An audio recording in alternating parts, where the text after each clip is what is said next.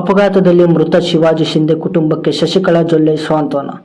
Jolle group ವತಿಯಿಂದ 1 ಲಕ್ಷ ನೆರವು, ಮಕ್ಕಳ ಶಿಕ್ಷಣದ ಸಂಪೂರ್ಣ ವೆಚ್ಚ ಭರಿಸುವ ಭರವಸೆ. ನಿಪ್ಪಾಣಿ ಕ್ಷೇತ್ರದ ಕೊಟ್ನೆ ಗ್ರಾಮದಲ್ಲಿ ಇತ್ತೀಚೆಗೆ ಸಂಭವಿಸಿದ್ದ ಕಾರು ಬೈಕ್ ಅಪಘಾತದಲ್ಲಿ ಅಕಾಲಿಕವಾಗಿ ಮೃತಪಟ್ಟ ಶಿವಾಜಿ ಶಿಂದೆ ಅವರ ನಿವಾಸಕ್ಕೆ ಮಾಜಿ ಸಚಿವೆ ಹಾಗೂ ನಿಪ್ಪಾಣಿ ಶಾಸಕಿಯಾದ ಶಶಿಕಲಾ ಜೊಲ್ಲೆ ಭೇಟಿ ನೀಡಿ ಕುಟುಂಬದ ಸದಸ್ಯರಿಗೆ ಸಾಂತ್ವನ ಹೇಳಿದರು.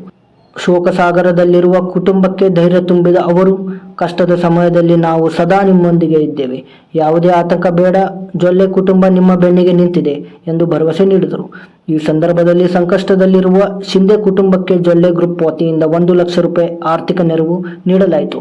ಅಲ್ಲದೆ ಮೃತ ಶಿವಾಜಿ ಶಿಂದೆ ಅವರ ಮಕ್ಕಳ ಸಂಪೂರ್ಣ ಶಿಕ್ಷಣದ ವೆಚ್ಚವನ್ನು ಜೊಲ್ಲೆ ಗ್ರೂಪ್ ಭರಿಸಲಿದೆ ಎಂದು ಘೋಷಿಸಲಾಯಿತು. ಅಪಘಾತದಲ್ಲಿ ಗಾಯಗೊಂಡ ಮಹಿಳೆಗೆ ಜೊಲ್ಲೆ ಗ್ರೂಪ್ ಸಂಸ್ಥೆಯಲ್ಲಿ ಉದ್ಯೋಗಾವಕಾಶ ಕಲ್ಪಿಸುವುದು ಎಂದು ಶಶಿಕಲಾ ಜೊಲ್ಲೆ ತಿಳಿಸಿದರು. ಈ ಸಂದರ್ಭದಲ್ಲಿ ಸ್ಥಳೀಯ ಮುಖಂಡರು, ಜೊಲ್ಲೆ ಗ್ರೂಪ್ನ ಪದಾಧಿಕಾರಿಗಳು, ಕಾರ್ಯಕರ್ತರು ಹಾಗೂ ಗ್ರಾಮಸ್ಥರು ಉಪಸ್ಥಿತರಿದ್ದರು.